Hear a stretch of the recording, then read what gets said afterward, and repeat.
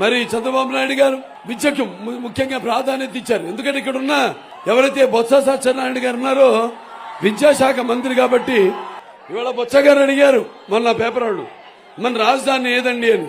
అబ్బా టైం ఉంది కదా అంటాడు.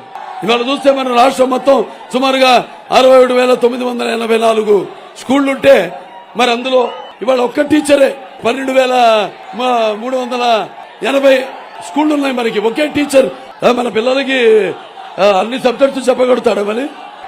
మరి టీచర్ లేని స్కూళ్ళన్నిటికేమో రంగులేస్తాడు.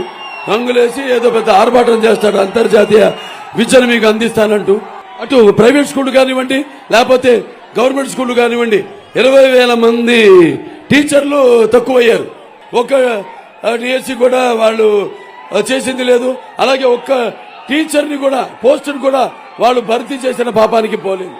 పిల్లల్ని మంచి స్కూల్కి పంపిస్తున్నాము అని బయట పై రంగులు చూసి ఎంతో మురిసిపోతున్నాం మనం.